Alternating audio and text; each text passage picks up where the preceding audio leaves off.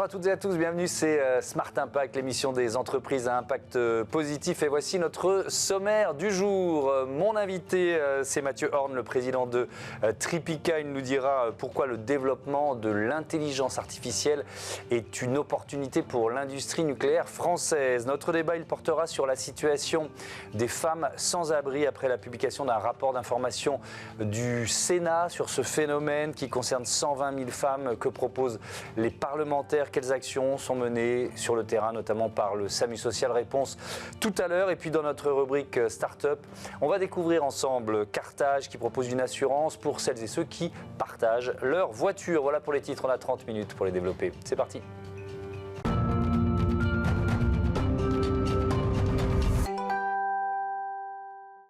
L'invité de Smart Impact, c'est Mathieu Horn. Bonjour. Bonjour. Bienvenue, vous êtes le président de Tripica, entreprise que vous avez créée en 2016. Pour bien comprendre, quel service propose Tripica? C'est quoi votre métier?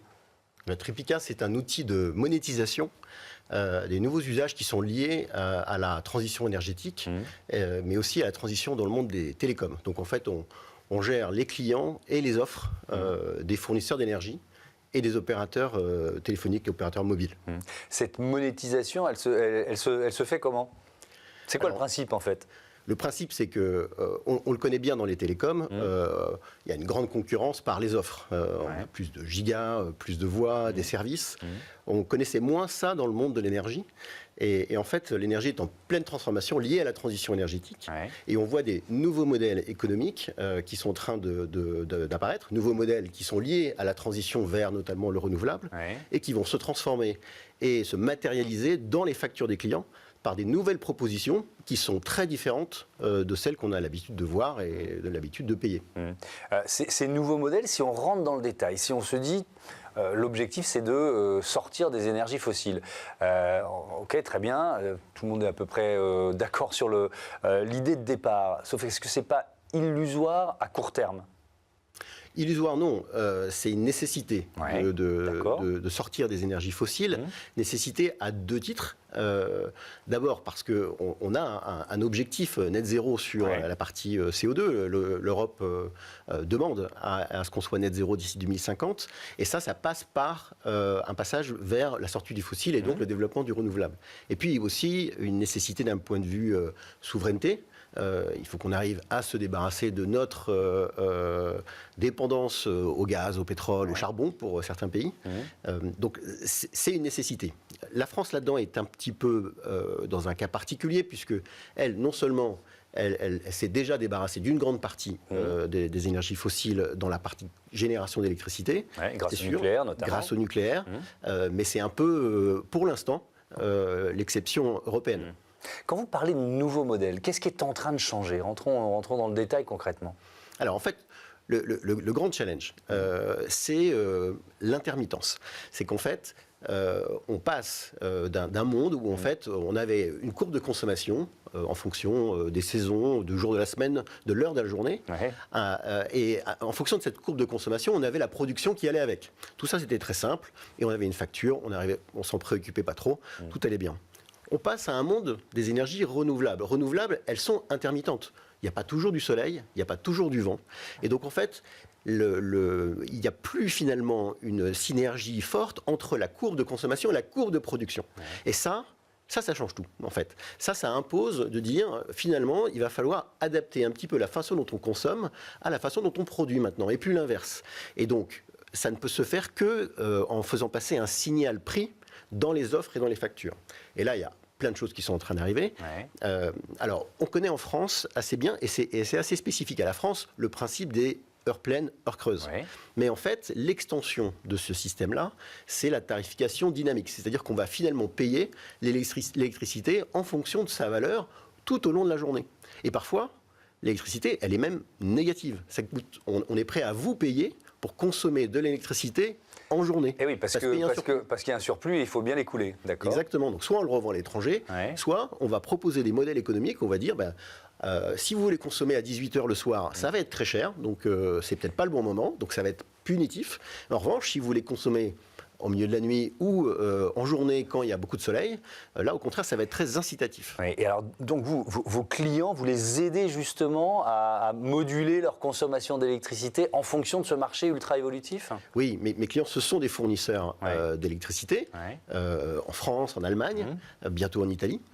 Et il ne vous a pas échappé que, puisque le système était jusqu'ici très simple, les systèmes d'information qui sont derrière et qui gèrent les clients et qui gèrent les offres, du côté de l'énergie, ne sont pas du tout aussi évolués que ce qu'on a connu dans les télécoms, par exemple. Et donc, en fait, il y a un grand mouvement de changement là, chez tous les fournisseurs d'énergie sur cette partie activité retail, la partie commerciale, pas la partie production, c'est la conséquence de l'évolution de la production. Il y a une vraie évolution, et pour dire, bon, OK, il faut changer ce système d'information, il faut trouver des systèmes modernes qui vont être capables de passer d'un monde où en fait on avait 1-2 relèves de son compteur électrique par an à un monde où on a une lecture de votre compteur et de votre consommation toutes les 15 minutes. Donc on passe à un monde du temps réel, et ce monde du temps réel, grâce au compteur communicant, il permet de mettre derrière des offres qui sont telles que la facturation dynamique et d'autres. Ouais. Si on se place de l'autre côté, du côté d'un client, d'un fournisseur d'énergie, qu'est-ce qu'il doit changer, lui? Alors, il va changer pas mal de choses. Enfin, il n'est pas obligé. Je pense qu'on va avoir une masse de la population qui va rester sur des offres simples, parce que cette complexité qui arrive dans le monde de l'énergie, elle n'est pas si simple à aborder d'un point de vue utilisateur final. Donc il y a un gros effort pour rendre ça compréhensible. Mais ce qui va changer pour lui, c'est qu'il a maintenant plusieurs choix.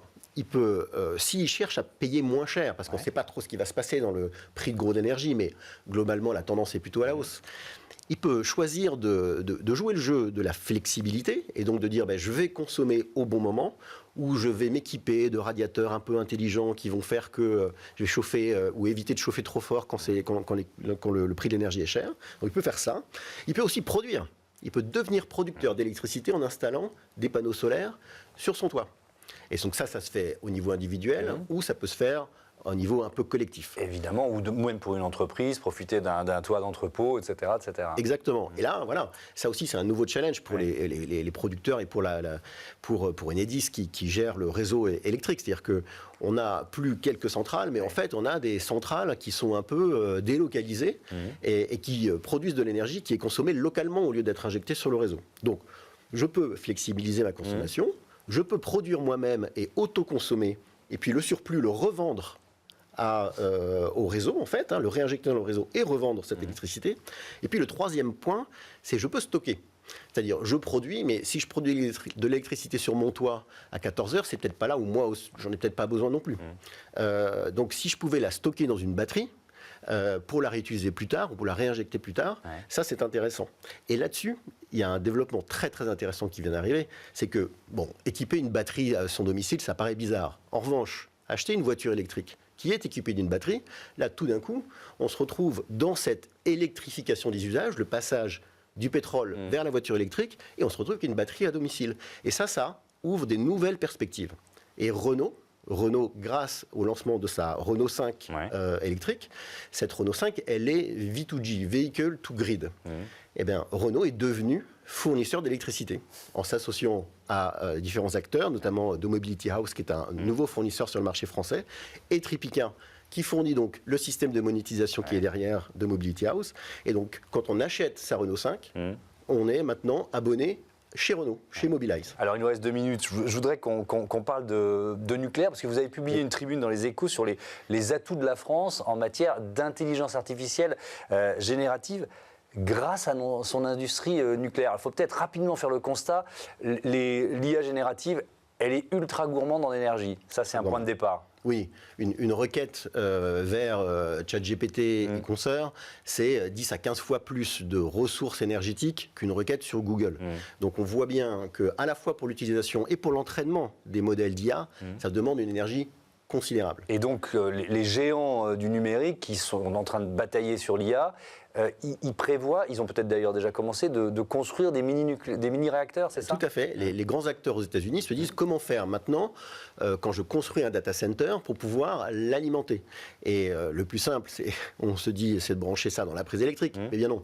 En fait, maintenant, chaque data center vient avec une source de production d'électricité locale, la fameuse autoconsommation dont on parlait tout à l'heure au niveau des entreprises. Et comme pour l'IA, on a besoin d'une source qui soit, pour le coup, pas intermittente, le choix d'aller vers le nucléaire est en train de se faire. Et on voit ça aux États-Unis, mais en France, on les a déjà. On a déjà 56 réacteurs nucléaires. Donc on a un atout formidable en France sur la partie énergétique. Ouais. Avec effectivement ce chiffre 2030, les centres de données pourraient représenter 8% de la consommation énergétique américaine contre 3% aujourd'hui. Sauf que, est-ce qu'on est prêt pour des mini-réacteurs? On sait bien qu'il y a eu une impulsion gouvernementale ou présidentielle là-dessus, mais on en parle pour dans plusieurs décennies quand même. Oui, ça va prendre du temps. Il y a plein de startups aux États-Unis qui travaillent d'arrache-pied là-dessus. Il y en a aussi en France. Il y a une filiale d'EDF qui est dédiée au déploiement, au développement d'un modèle de ce type de réacteur. L'idée, c'est pas tant de l'utiliser en France que plutôt dans une logique d'export, de ce que je comprends de la politique d'EDF. En France, encore une fois, on est déjà équipé. Il y a une nouvelle ambition de création de 6 nouveaux réacteurs nucléaires d'ici 2035, mais là, on parle d'EPR2, des choses beaucoup plus puissantes. Merci beaucoup, Mathieu Horn, et à bientôt sur Bismart for Change. On passe tout de suite à notre débat: comment aider les femmes sans abri en France.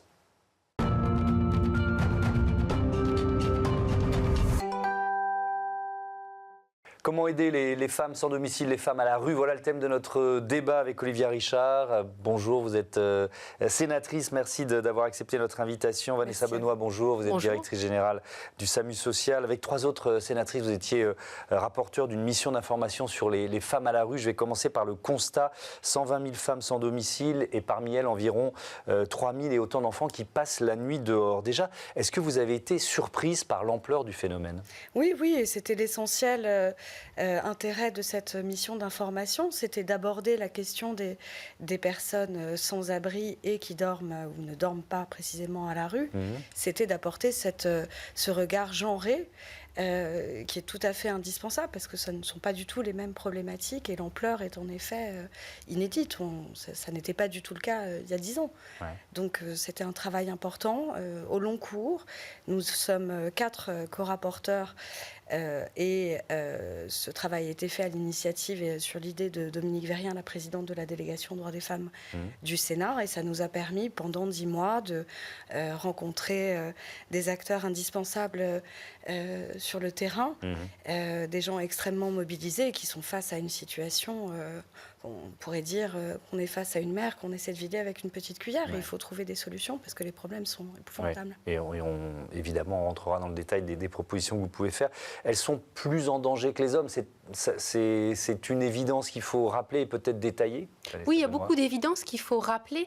Et c'est pour ça que c'était tellement bien que la délégation des droits des femmes du Sénat travaille sur ce sujet, parce que les femmes sans domicile sont vraiment les invisibles parmi les invisibles.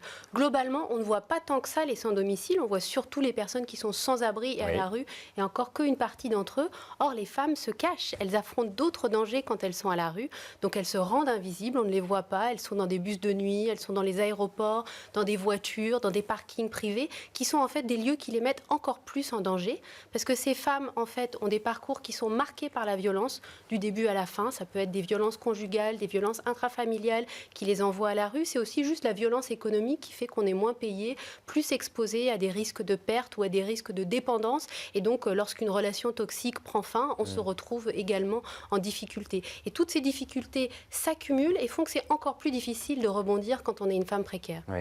On parle d'agression, on parle de viol.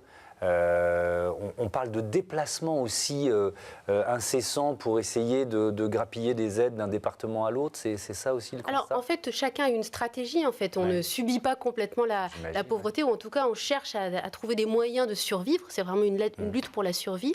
Donc, les femmes déploient des stratégies énormes pour se rendre invisibles, pour passer pour madame n'importe qui, pour qu'on ne les voit pas. Et après, la vie d'une personne sans abri, c'est une quête incessante pour aller d'un endroit à un autre, d'une distribution alimentaire à bain-douche, à une assistante sociale, le soir se demander où on va dormir, se trouver un spot où on ne sera pas en danger. C'est ça la réalité des personnes qui vivent cette errance. Et en fait, dans ce temps-là, on n'a pas le temps de construire, on n'a pas le temps de construire son avenir parce qu'on est déjà en train de construire juste le fait de survivre et d'être encore là demain matin. Olivia Richard, vous avez fait un certain nombre de propositions dans ce rapport d'information. Je vais commencer par celle qui semble la plus évidente, la création de places d'hébergement supplémentaires. Il faut des places spécifiques? Il faut des places spécifiques. spécifique et il faut monter en qualité pour l'accueil qu'on peut proposer à ces femmes. Parce que, évidemment, lorsqu'elles ont fait l'objet de violences, on s'est rendu compte que toutes les femmes qui sont sans abri, au bout d'un an, auront été violées. Donc on ne peut pas tout à fait les diriger vers des accueils mixtes. Évidemment, c'est perçu comme très dangereux par elles et ça entraîne un taux de non-recours à toute l'aide qui est très préjudiciable. Donc oui, plus d'hébergement, mieux d'hébergement. Et on s'est rendu compte qu'il était aussi important de sortir de cette gestion par étapes où d'abord on peut être mis à l'abri, après on a un hébergement dans lequel on va rester un peu plus longtemps pour retourner à la rue, pour après pouvoir bénéficier de quelque chose un peu plus pérenne peut-être pendant quelques années, pour après finalement aller dans l'hébergement social. C'est une espèce de yo-yo permanent. Il y a un yo-yo permanent et on ne peut pas passer, ou c'est très difficile de passer directement de la rue à un logement social. Et en réalité, il faut favoriser ce genre de logique, ce genre de plan qui existe mais insuffisamment parce que, 10 ans à la rue, ça détruit une vie parce que la rue tue, la rue abîme. Outre toutes les violences qu'on subit, on ne rappellera jamais assez qu'elles ne dorment pas, elles veillent, elles surveillent et ça détruit. Elles sont dans un moment d'urgence permanent qui empêche toute reconstruction. Ouais. Quand on parle de places d'hébergement d'urgence, c'est combien de places supplémentaires et de qui ça dépend? Ça dépend de l'État, ça dépend des communes, ça dépend des départements, des régions? C'est aussi un sujet d'attention, c'est qu'en fait, en fonction de l'âge, c'est pas le même interlocuteur, il y a plusieurs lignes budgétaires, il y a un besoin de simplification, de responsabilisation. Là aussi. Il faut pas qu'un acteur puisse se dire « Ah non, ça, regardez, cette ligne du Code de l'action sociale dit que c'est pas moi, c'est l'autre. » Bon. Donc je refile là, entre guillemets, l'expression n'est pas bonne, mais la patate chaude à d'autres. Exactement, il faut simplifier, il faut que chacun se responsabilise. À l'occasion du budget qui n'est plus, nous comptions, comme l'année dernière, demander 10 000 places supplémentaires. Ouais. Évidemment, il en faudrait plus, mais encore une fois, on gère l'urgence en permanence. Donc 10 000 places, ça aurait déjà été ça. Le budget solidarité aurait dû être examiné la semaine prochaine. Bon, tout ça prend du retard. Vanessa Benoît, à quel point les places, le parc d'hébergement, il est saturé aujourd'hui? Il est complètement saturé. Donc, c'est pour ça qu'on se retrouve toujours à demander des places en plus, parce qu'en fait, tant qu'il y a des gens dehors, c'est pas supportable. Il faut pouvoir les accueillir. Mais la réalité, c'est que si l'accès au logement était facilité, si les lois sur l'accès au logement des plus pauvres étaient respectées, on n'aurait même pas besoin de créer des places d'hébergement. On pourrait accueillir les personnes qui sont dehors dans les places libérées par ceux qui ont accès au logement. Et en fait, ce dont ont besoin les personnes sans domicile, et en particulier les femmes, c'est avant tout d'être mis en sécurité et de retrouver une intimité. Et ça, la meilleure réponse pour ça, c'est le logement. Donc pour tous les publics sans domicile, c'est la première réponse, c'est celle qu'il faut soutenir le plus. Attendez, pour bien comprendre, donc il y a un effet domino, c'est-à-dire qu'il y a des gens qui sont dans des logements dont ils ont bénéficié à une époque qui ne devraient plus y être. C'est ça? Et on ne s'occupe pas de leur trouver autre chose pour libérer ces places pour celles et ceux, en l'occurrence celles qui en ont le plus besoin? Alors, si vous parlez d'accès au logement, en fait, il y a deux sujets. Il y a d'abord un sujet qui est qu'on ne construit pas assez de logements sociaux en France depuis des années. Donc, en fait, on ne répond pas à la demande, aux besoins en fait en logement social. Malgré la loi SRU. Malgré la loi SRU, qui n'est pas respectée partout, et c'est un sujet en soi. Et par ailleurs, il y a un deuxième sujet qui est que dans les attributions, c'est-à-dire que dans les nouveaux logements qui sortent quand même, ou les logements qui se libèrent, on n'attribue pas assez aux ménages les plus pauvres et les plus vulnérables. Ils se retrouvent en concurrence avec d'autres et ils sont souvent défavorisés dans cette concurrence. La loi, elle prévoit juste que 25% des attributions de logement social soient au bénéfice des 25% les plus pauvres. Donc ce n'est pas une surpriorisation, c'est juste reconnaître leur poids dans la société, leur place dans la société, et c'est ça qui n'est pas appliqué aujourd'hui.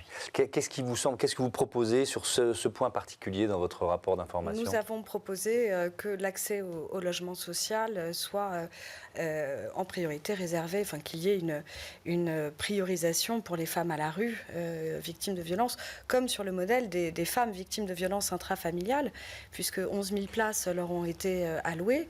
Apparemment, ça répond aux besoins et il faut créer un facteur de priorité pour les femmes à la rue, évidemment. Est-ce que ces femmes à la rue, elles sont souvent avec des enfants? Alors, Benoît. Oui et non. Ouais. Souvent, en fait, il y a deux choses. Soit vous êtes avec des enfants, vous allez tout faire pour les protéger. Et donc, vous allez survivre d'hôtel social en hôtel social dans des très mauvaises conditions pour élever des enfants. Si vous rencontrez des difficultés plus grandes, en fait, souvent, ce qui va se passer, c'est que vos enfants vous seront retirés. Et ça, c'est une grande souffrance pour des femmes sans domicile qui aspirent à reconstruire des liens avec leurs enfants qu'elles n'ont pas vus depuis des années. Et en fait, c'est aussi un moteur qui peut les tirer vers l'avant, de se dire que si les choses vont mieux, elles pourront à nouveau recevoir et voir leurs enfants. Je parle des enfants parce qu'on voit une sorte de cercle vicieux de la rue et de la violence. C'est-à-dire qu'il y a beaucoup de personnes sans domicile fixe qui sont issues de familles qui elles-mêmes étaient sans domicile fixe, qui sont passées par l'ASE, l'aide sociale à l'enfance, etc. C'est ça qu'il faudrait briser, cette espèce de fatalité de la rue, quoi. Un cycle de violence perpétuelle. En effet, c'est très préoccupant de voir qu'un quart des femmes à la rue aujourd'hui, encore une fois, on fait ce qu'on peut pour estimer, mais c'est pas facile parce qu'on manque de données, mais un quart des femmes à la rue sont passées par l'ASE. Donc ça pose question sur l'accompagnement des sorties sèches de l'ASE, et on a demandé un développement des contrats jeunes majeurs. Oui, parce qu'il faut expliquer, à partir de 18 ans... Ça en moins. Pardon, je vous ai interrompu, mais à partir de 18 ans, on sort de l'ASE et on n'a plus rien ou plus grand-chose, quoi. Voilà, donc c'est besoin d'accompagnement, mais je pense qu'on en a tous conscience. Il ne suffit pas d'héberger les gens, il faut les accompagner. Ouais. C'est vraiment le sujet de construire des parcours, en fait. Que le passage dans une institution, que ce soit l'ASE, l'hôpital psychiatrique ou la prison, ça ne veuille pas dire ensuite aller à la rue par défaut de construction de la suite. Donc tous les intervenants, en fait, devraient être en train de se dire comment est-ce que j'aide les personnes à se construire des parcours qui vont les sortir de la pauvreté et pas juste intervenir sur un petit moment, puis ce qui se passe après moi, c'est plus mon problème. Il y a aussi la question des femmes sans-abri qui sont en situation irrégulière. Olivier Grégoire, alors là, c'est un peu UBS, on est dans un casse-tête administratif. Pourquoi ? On est dans un casse-tête administratif parce qu'on ne traite pas le problème. Et que, évidemment, c'est une approche qui peut, pour certains, être difficile. Et néanmoins, il faut regarder le problème de façon très pragmatique. On ne peut accéder au logement social que si on est en situation régulière, d'un point de vue administratif. Si la situation administrative n'est même pas examinée, on n'accède pas. Donc, on reste dans l'hébergement d'urgence, parfois 2, 3, 4 ans, ce qui contribue à complètement emboliser le système. On sait très bien que la majeure partie de ces femmes migrantes sont dans des situations dans leur pays qui justifient un titre en France. Certaines même, on en a rencontré, avaient déjà un droit d'asile en France et pour autant n'arrivaient pas, même avec des fiches, il faut mesurer à quel point c'est embolisé, donc n'arrivaient pas à accéder au logement. Mais à partir du moment où on ne traite pas la situation, elle pourrit, et donc c'est des gens qui bloquent l'hébergement d'urgence. Et alors la solution, c'est quoi ? Pour fluidifier tout ça, nous avons demandé l'application de la circulaire Valls au cas par cas, l'examen des situations administratives. Nous avons demandé la création d'un guichet unique auquel pourrait se référer aussi tout le tissu associatif qui tente d'accompagner ces femmes. Parce que pour l'instant, même avoir un rendez-vous à la préfecture, c'est très difficile. Donc en fait, aujourd'hui, des gens perdent leur titre de séjour faute d'accès à un rendez-vous en préfecture.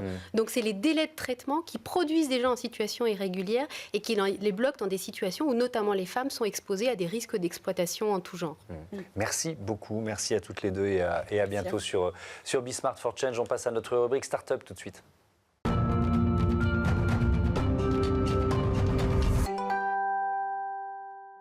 Smart Ideas avec Oscar Bourgeois, bonjour. Bonjour. Bienvenue, vous êtes le cofondateur de Cartage, vous l'avez créé en 2022 avec Raphaël Toledano, commercialisation l'année suivante. C'était quoi l'idée de départ ? Racontez-moi. Et bien Cartage, en fait, nous, ce qu'on veut faire, c'est que tout le monde, demain, puisse facilement se prêter, partager des véhicules entre eux, pour justement qu'on utilise un peu moins, un peu mieux cette voiture individuelle qui est source de tant de problèmes à la fois écologiques et économiques.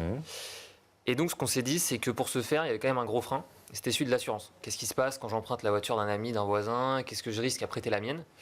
Et donc, on s'est dit que ce premier frein, ça allait être celui qu'on allait lever, donc en 2023, quand on a lancé du coup notre premier service qui est la première assurance à la journée, dédiée à cette pratique, qu'on souscrit en ligne, soit sur le site, soit sur l'appli mobile, en 2 minutes, pour 5 €, pour se couvrir quand on emprunte ou quand on prête un véhicule. Oui, on couvre aussi le conducteur à qui on va prêter sa voiture, c'est ça d'une certaine façon ? Ça vient compléter l'assurance de la personne qui nous prête le véhicule. Okay. Pour faire en sorte que si jamais on a un pépin, un accident, on percute un platane dans le pire des cas, Et ben, souhaite à personne. en fait, qu'on souhaite à personne évidemment, mais qui nous est arrivé. Ouais. Et ben, en fait, ce soit Carthage qui prenne en charge tous les, par exemple, les dommages non pris en charge, les franchises, même l'impact sur le bonus-malus du propriétaire qui sera impacté. Ouais. On en est où aujourd'hui? Parce qu'il y a effectivement des particuliers qui peuvent se prêter à mais il y a des applications, il y a des plateformes de partage de voitures entre particuliers. Double question. Est-ce que ça grignote vraiment des parts de marché à la location de voitures traditionnelles? Et deux, est-ce qu'on est assuré ou pas quand on passe par ces plateformes? Alors, du coup, pour refaire les deux, donc je pense que les plateformes, pareil, je ne sais pas si on a le droit de dire des noms, mais Allez-y. Turo, Getter1, tout Ouais. ça, qui sont vraiment aujourd'hui, même c'est plus aujourd'hui vraiment de la location entre particuliers, c'est vraiment Ouais. la location 2.0. Aujourd'hui, c'est quand même pas mal des pros qui achètent pour des flottes pour mettre en Ouais. loc. C'est bien, ça fait des véhicules qui sont partagés, mais ça fait quand même des nouveaux véhicules parce qu'ils sont achetés pour être Ouais. partagés, machin. D'accord. Nous, on n'est pas tout à fait sur le même secteur. On est revenu vraiment sur du côté du particulier qui aimerait simplement de temps en temps emprunter la voiture, par exemple, d'un voisin Ok. ou prêter la sienne, lui lever tous les freins pour que ça puisse être fait, vraiment dans des cercles un peu plus restreints. D'accord. Cercle 1 ou 2, quoi, amis d'amis. Donc on n'est pas tout à fait sur le même secteur, plutôt même complémentaire en fait. Et ensuite, pour le coup, sur ces plateformes-là, oui, il y a une assurance qui pour le coup fonctionne très bien D'accord. et qui en fait c'est vraiment la plateforme qui a un partenariat avec une assurance. Mais alors, ce que vous adressez, c'est un phénomène qui est en développement. Ça représente quel marché aujourd'hui? C'est un phénomène qui est en développement, qui est difficile à quantifier parce que c'est un truc sur lequel c'est encore très informel le fait de se prêter des voitures. Mais là justement, nous, on prépare la première grande étude consacrée à ce sujet qui va sortir printemps 2025. Ce sera l'occasion d'avoir des chiffres super précis. Mais là aujourd'hui, nous typiquement en termes d'usage, en gros, on a plus de 15 000 utilisateurs partout en France aujourd'hui qui sont récurrents. C'est encore en train d'augmenter. Et ce qu'on voit surtout, c'est que c'est vraiment divisé quasi à part égale entre territoire rural et urbain. On n'est pas du tout sur un usage que, entre gros guillemets, bobos parisiens qui se partagent des voitures. Ouais. C'est dans des petits villages, il y a des groupes de voisins qui s'organisent pour partager, etc. quoi. C'est des groupes de voisins ou d'amis qui se prêtent les voitures ou alors il y a des transactions entre eux? Il y a les aussi deux. Il y a les deux. Il y a les deux, et nous, pour le coup, on peut aider notamment à fixer un prix juste de remboursement. Ok, je t'ai emprunté ta voiture, combien je te dois? Mais pour le coup, là, vu que c'est encore très informel, on n'a pas tout à fait les stats. Mais on sait qu'on a des prêts entre amis, entre voisins non transactionnels, aidés qui sont en fait avec un remboursement de l'usure, etc. quoi. Il y a eu, je crois, une première levée de fonds au début de cette année Ouais, 2024. Exactement. Voilà, quel montant, quelle ambition. Vous en êtes où de la stratégie finalement de Carthage? Et bah, du coup, nous, ouais, on a levé au début de l'année donc 500 000 euros auprès Ouais. de Business Angel qui était dans notre réseau et qui Ouais. voulait nous pousser un petit peu. Et donc là, en fait, après cette année, on a structuré une petite équipe, notamment en termes de tech, parce qu'il y a pas mal de développement tech. Et donc là, on a lancé l'application mobile qui est disponible pour tous, en fait, pour que ce soit hyper facile d'emprunter une voiture depuis sa poche, quoi, en gros, de pouvoir s'assurer dessus.